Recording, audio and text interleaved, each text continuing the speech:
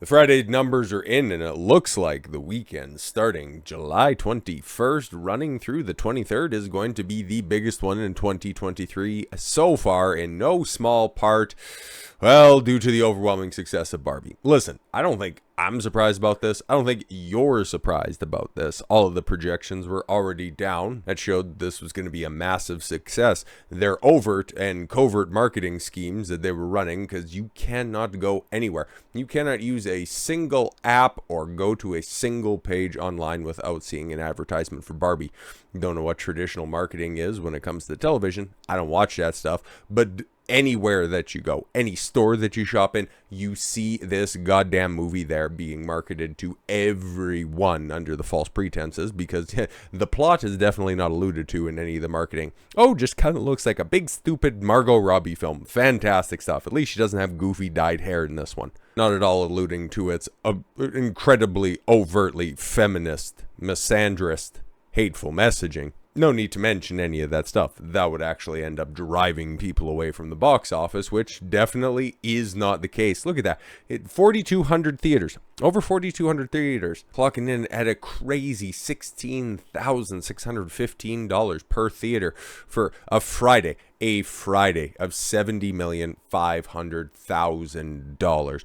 Oppenheimer were $33 million, performing well above expectations as well. And actually a couple of interesting revelations that you can find on the Friday box office is the third place isn't Mission Impossible, just by a little margin. Okay, a little better than $100,000, but Sound of Freedom came in third with a very small week-to-week, Friday-to-Friday drop-off. 23.8%. Looks like that film has legs. In contrast to Mission Impossible, well, that was a little bit more interesting. Lagging now significantly, multiple millions of dollars behind the domestic box office of Sound of Freedom. So there's so much weird shit to learn from this. On one hand, okay, you put stuff in the theater that people want to see. It looks like Hollywood isn't as dead as a lot of people would like to say that it is. But then at the same time, well, given the outright success of Barbie and highly likely to have one of, if not the best opening weekends in 2023. It's kind of like Groundhog's Day when the little furry rodent ends up seeing his shadow. We're going to be in for another 5 years of feminist cancer, because you know exactly what they're going to take away from this overt weekend. You've got, yes, the heavy-handed misandrist overtones of Barbie, and then the commie whitewashing of Oppenheimer. That's what they're going to take away from it, and realize that, oh, well, you just had a Black Swan event when you had Sound of Freedom, and I don't know, maybe action films are just kind of out of vogue, so you're just going to go ahead and take fringe characters from history, blow up, no pun intended on that one, their role and significance, well, hey, just kind of trimming off all the additional shit. That's the way that we're going to be moving forward. More biopics, yuck. And then with Barbie, well, you already know. Need not beat a dead horse. We got another half of the video for that. So taking a look at deadline for the projections for the rest of the weekend, because, yeah, obviously we don't have the Saturday numbers, and we're not likely to have the Sunday numbers fully and totally. We'll just have projections tomorrow, so we'll see what ends up happening. But Barbie living the dream with projected $300 million global bow. Yo, that's more than Indiana Jones made. So what can you learn from that? Well, quite a lot if you're, not paying attention to things. Okay. And then Oppenheimer, explosive. Okay. At 166 million worldwide international box office. So yeah, both of those films well overperforming, because I thought that Oppenheimer was only supposed to make like $60 million domestic, and that's obviously going to clear that Friday and Saturday. Don't even need to mention what they're going to do Sunday. That was supposed to be the high end of things. And Barbie, well, I actually didn't know the projections. All I know is that, yes, it's well above projections right now. Audiences at the domestic, global, and international box offices this weekend are going bonkers for, I'm not saying it. That's so fucking gay. Warner Brothers Barbie is now poised to earn an estimated $300 million worldwide, start through tomorrow, eyeing $150 million each from North America and combined 69 nice overseas markets, which shouldn't that be another little hint if you're opening up in 69 overseas markets? It's supposed to be a kid's film, right? Meanwhile, Universal's Oppenheimer is now pegged. Okay, I knew that there was a sex scene in the first few minutes. I had no idea that I had anything to do with pegging, even more haram, for the $165.9 million worldwide bow through Sunday, including $88.9 million internationally. I wonder what the reception was in Japan. These figures are, for both titles, beyond expectations, confirming, unfortunately, that there's room and desire for a diverse quality of offering at global turnstiles. It also lets you know that for all the lessons that you would have thought that Hollywood could have learned in the first half of this year, they're going to take a look at this specific weekend and use it as justification to continue to churn out all of their absolute dog shit that they have on the schedule and ready to start filming the moment that they can get the strike to break so that they can go back and film their uninspired horse shit. Looking at Barbie's trajectory, the Friday of the Greta Gerwig, and she's going to be, you know the plot summary, and if you don't, go take a look at literally anybody's review. I did one of everything that was being said on social media a few days ago, if you want to take a look at the high points of the plot, which, well, they're few and far between, but looks like, yes, Greta Gerwig's going to get that validation moving forward with the Netflix adaptation of Chronicles of Narnia.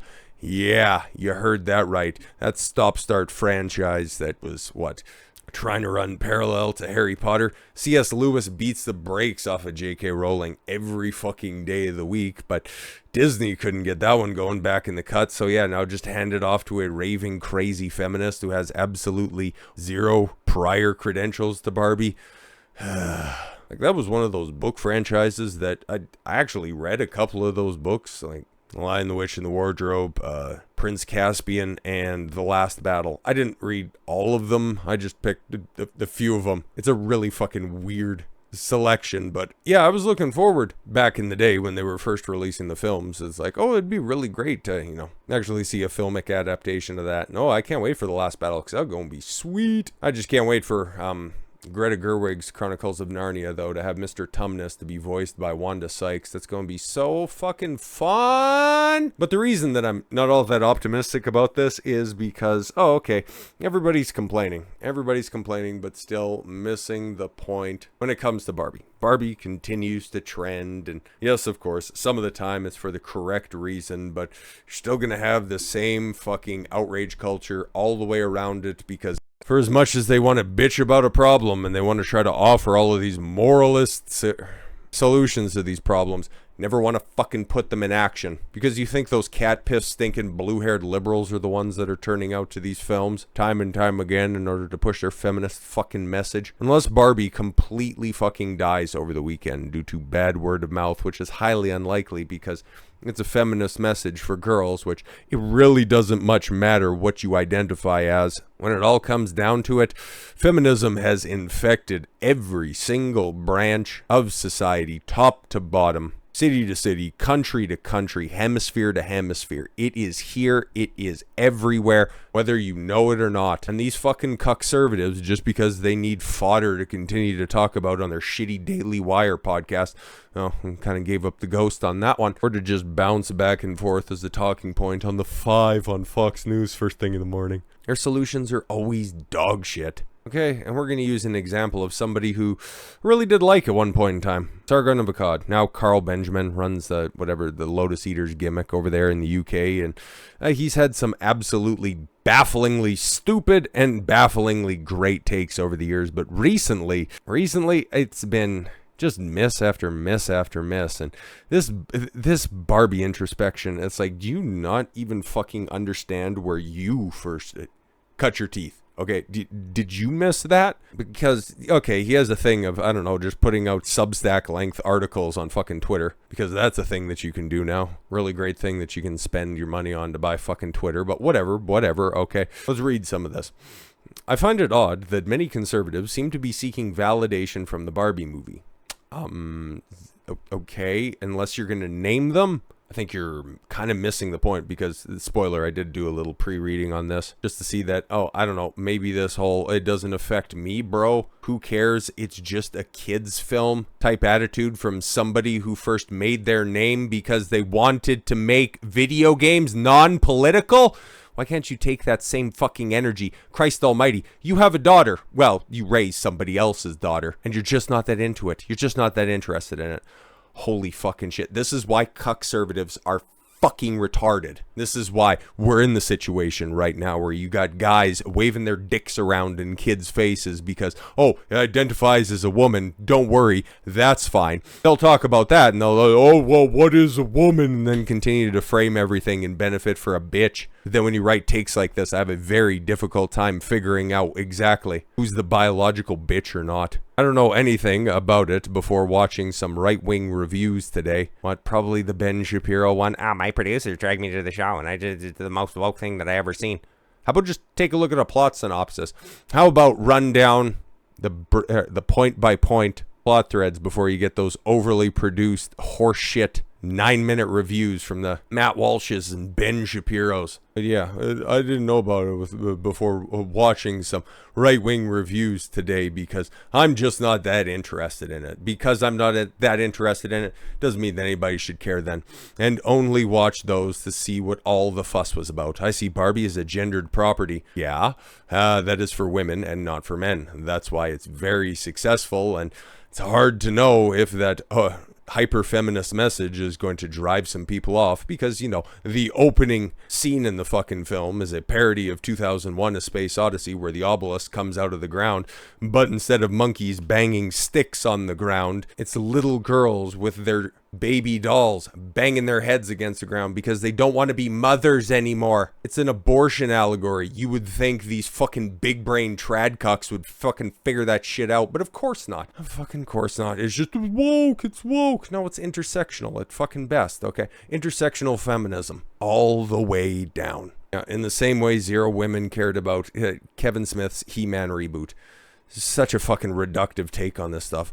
Any meaning it would contain would not be something I would need. Yeah, the He-Man reboot, which, okay, if you guys weren't paying attention to that, that was back in 2021, I do believe, where they just bait and switched He-Man out, and then they put, what's her name? I was never a He-Man guy, but they put a female in the role of He-Man in order to do everything for it in an attempt to appeal to women, but it ended up appealing to nobody, killing off any prospects of rebooting and reimagining the franchise, as I don't need instructions on how to be a woman. Again, somebody who's apparently got a family is trying to usher in the next generation. You don't want to have your finger on the pulse so that your sons growing up don't end up walking blind into the dating field. But all right, that's the side of the internet that just thinks that if men just become better men, then the women will just fall in line. I know he's still an atheist, so you can't just ascribe this to, just pray harder, bro, and she'll be a virgin for you. It makes my blood boil just how simplistic this analysis is. Conservatives critiquing Barbie seem to presuppose that the movie should fucking hard that somebody's pointing to the should, could, and would argumentation when that's basically what you do.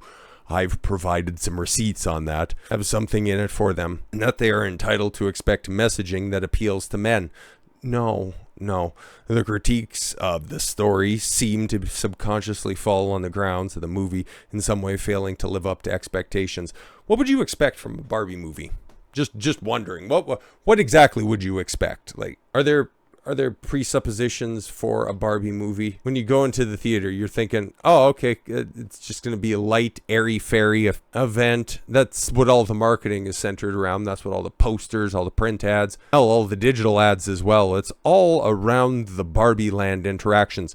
It does nothing with the real world, Will Ferrell, open misogyny, patriarchy, plot line. So you're going to go in and go, this is not what was marketed to me at all. My expectation that it would be is a movie for girls, so why should I care? This is the exact oh my god, this is your brain on fucking trad cuckism, okay? I don't care about music. Why should I care what Rage Against the Machine says? I don't care about movies. Why should I care what the Barbie movie says about this? Okay. Or Ghostbusters 2016. Why should I care about that? I don't like Ghostbusters. Who cares what books they put in school? I don't go to class anymore. This is, like I said, for somebody who made their name in calling out feminism when it came to video game production all the way back in the day. How do you not... How do you not see the fault in your own argument? Oh, I just don't care about us, so that means it doesn't matter. I assumed they pumped out the Barbie-like movie every year to harvest the purses of young women. Are women paying to go to the theater? Like, come on, if you knew anything about the plot of this film, they would have those simpkins just go ahead and take them to the theater, spend their money however they make it in this lackadaisical matriarchy that just looks like it's some sort of glowing beacon on the hill. Young women by giving them whatever kind of story they want, and I just never heard about it. In the same way Fast and the Furious is on installment 10. Like, you know it's 10. Like, it's so hilarious how dismissive this is. Milk the dinos of their money. Okay. If the right-wing synopsis is accurate, but then it probably is indeed just an anti-male feminist propaganda. But so what? Wow.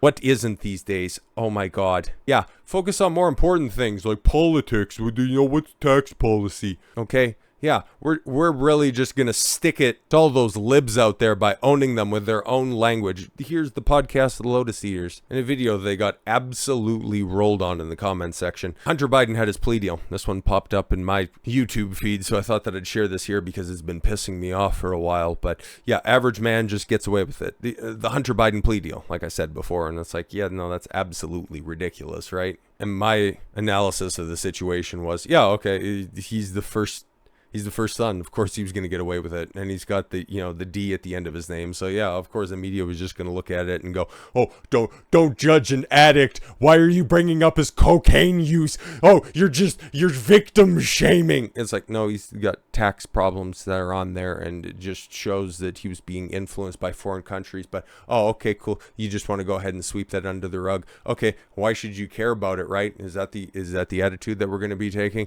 But average man just gets away with it. What's the title of the video? What's the title? Oh, the conservative case for white privilege. Very interesting. As somebody who wants to label themselves as a quote-unquote sensible centrist, which, okay, let's run down this little bullet point list. Reduce legal and illegal immigration to zero. Okay, that seems like a reasonably on the money, rational perspective. Okay. Abolishing hate speech laws. Okay, cool. Establishment of the equivalent of the First Amendment in the UK. Makes sense. Maintaining national sovereignty. Okay. Purging wokeness from institutions. Okay. Now we're starting to get a little bit off course here. Restoring the death penalty for severe crimes. Okay, course corrected. Promoting family values. Okay, cool. Unless, of course, it doesn't directly affect you, then you can just go ahead and be a little willy-nilly about it, and that's fine. And reducing the welfare state. Which, if you cared about the stuff that didn't directly affect you, like having an overtly feminist message in a film that you just don't happen to care about, I don't really care about it all that much, maybe you would rectify the problems of the deterioration of the family unit by being more staunchly against a film that so blatantly says that men are trash. But please do, take a scroll down the old Twitter feed and you'll just notice so many hypocritical stances from the original Barbie post. If I read any more of this stuff, feel free to just go ahead and do the rest of it. It's just a whole bunch of, I don't really care, bro. Being angry, enraged, or destroying Barbie just seems sad and needy. Yeah, just, needing to appeal to the, need to just own the left on this one, right? Hey, just adopt their language and, try to throw it back in their face, just taking their faulty premise and, no, we're just going to fix it up and say, hey, actually, you guys are the ones with white privilege. Really fucking own them on that one. That's how we've got to this situation again and again. Just probably the most blatant example of a hypocritical stance is just simply from a couple of days ago. So, okay, Doctor Who's getting a new doctor and it's a gay black guy, which, okay, it's a guy again, but also non-binary and there's a whole bunch of other shit. I'm not a Doctor Who person or anything like that, but now, all of a sudden, now I care. Now I can have a much more in-depth opinion than I don't really care about it. Why should you guys? The main issue I would think progressives would have with race swapping in a franchise where the main character is white is that it seems to cement whiteness as an aspirational goal for non-white people. Oh, imagine that. As to say, one day you need to stand where the white man stands today. Yeah, but I know that you like to claim to be an octoroon. Well, at least you did once, okay? I don't want to smirch your character all that much. But, you're an Englishman. Why are you trying to take up the plight of the black man? Just wondering. Or do you care about that specific issue? Because it's hilarious. It's absolutely hilarious. This is why I'm so done and actively fighting against Big Con. Conservative ink that's out there, from the trad thoughts to the trad cucks. You're all guilty when it comes to being responsible for who created the current society we find ourselves in. We live in a society, yes, that has been brought by the left and their overreaching policies, and the trad cucks just turning a blind eye because I don't care about it, bro. So yeah, I'm not going to read all of this, okay? It's very important, once again, whenever you get one of these trad cucks pointing this shit out in regards to Tate, somebody who I've watched a hell of a lot of his content, and this weird new wave of an attack with all the trad thoughts that are just coming out of the woodworks, Liz Wheeler right in front of that shit, misinterpreting Andrew Tate's message and stance on a whole bunch of things. Okay, conflating his backstory with some of the worst aspects of society in totality, all because what? His interview with Tucker Carlson, the first major full-length interview that Tucker releases on Twitter, is with somebody that you don't like because he says, hey guys, you can just be better for yourself and you don't have to ascribe to any ideology, and you also don't have to do it for a woman. Women can be a byproduct of your success. How could you? We need to be better men for these women out there. Otherwise, how will they ever make your pee-pee hard? It's just so fucking stupid. I find the contempt and hatred for men like Andrew Tate and Nick Fuentes rather misplaced. I don't really care what you have to say about little Nick. I think he's horribly misunderstood, but he's probably just going to as poorly mischaracterize Nick Fuentes as the rest of them. They are products of their time, and it seems unfair to expect anything other than what they are. It's so funny how you want to assess a situation for what it is instead of what it could or should or will be. You want to take the analytical approach to something when it affects you, but if it doesn't, who cares if you get anything right? But okay, yeah, Andrew Tate's just simply a product of his time. We are in a downward spiral of the lunar era. Feminine principles dominate every aspect of life. How can you get that so fucking right in one statement, but not equally apply it to everything else that you see out there? Holy fuck. These are the kinds of men that these principles create. On one hand, Tate is assessing the debauchery of the modern era and leveraging it so he can become as satisfied with materialism as it is possible to be. That lets you know that he doesn't watch Tate's content. What about Tate's message has anything to do with materialism? Become the best version of yourself is the simplest way that you can boil it down. You can get into more of the specifics, but if you're thinking that he does it specifically for materialism, materialistic gains, except for simply saying that, okay, look at all the fun things that I can do. Look at everything that I can acquire because I applied the principles that I teach and that I espouse on every interview that I do. And this is what can be yours if you're willing to put in the work. The watchword of our era is promiscuity. And again, because a lot of re-examination of promiscuity and assessing the current modern day relationships as women simply believing that they provide sexuality and now they don't have to provide anything else because they can look after themselves in a relationship. Tate taking a step back and realizing that, if you just go ahead and kind of upset that apple cart and not submit to a woman who thinks that she will be your be all and end all due to that sexual factor, or even just accurately assessing that men in general aren't getting as much ass as they used to, and the chicks on the other hand are just handing it out for fucking free. But no, this is just from last year's assessment that Tate's just doing this all for money, which I am still yet to be convinced of, but here we are. Once again, it's just conservatives or just liberals doing 45 in the passing lane and used the materials at hand to his own advantage. He hasn't innovated, just exploited which already exists. Yeah, imagine that being a rational person that assesses the problems in today's society, voices those opinions in a much more relatable way than, pick up the sword, fight the demon, rescue your father in the belly of the whale. Somebody else who's recently made stupid fucking claims about Tate. I don't respect anybody who's a pimp in digital or in physical form. Somebody who's probably still got a fucking, hair between their butt cheek because, his daughter has a little bit more of a relaxed approach to digital or physical pimping. Anyways, okay, back to Tate. Feminism lifted the burden of restraints off of men off of women and men. Are you joking on that one? So he is just filling the vacuum left behind. He represents a bellicose aspect of the lunar civilization that has, and he has no reason to challenge or reject it because it has served him so handsomely. Oh my God.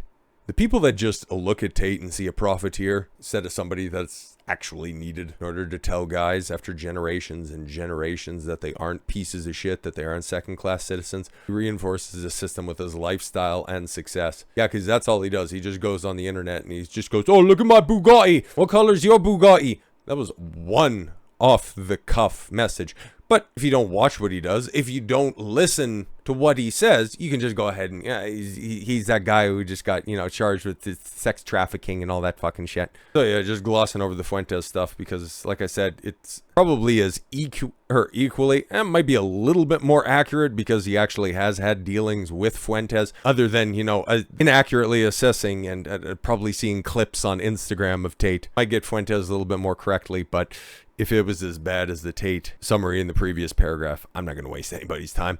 I'm not saying this exculpates, there we go, either man. Sorry, like I said, I'm still a little sick.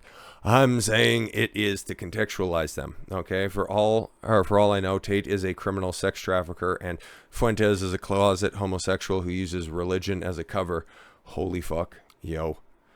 Oy, oy, oy. But if we take a charitable reading of them, we can see men like this are inevitable because of the process of masculinization of men has been stunted where it hasn't outright been destroyed. Neither man should be venerated or castigated, in my opinion. It would be better for them to learn from and understand them. Yeah, but you don't want to because you just misinterpret Tate. You misinterpret how bad feminism, which is...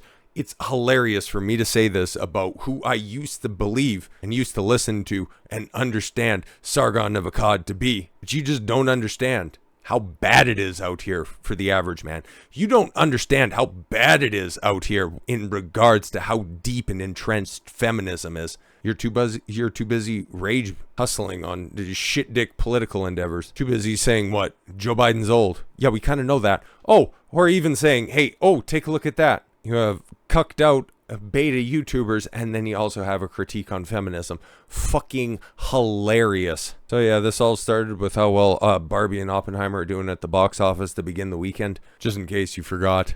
And shit like that's just going to continue to be made, and people will continue to complain about, what's happening with modern media today? All you need to do is just go online to social media, and it'll just go ahead, it'll give you a different opinion. You can go search out different opinions. But when you have opinions like this, when you have trad cucks like this, who even needs liberals to call you bigots or phobes? Give conservatives enough time, they'll come around to it because they'll expose you as being the real ists or phobes all along. Fucking yuck. So with all that said, thank you all very much for the gift of your time. I've been Don Consuelo. I want you to follow your gut and get after it. Take care, everyone.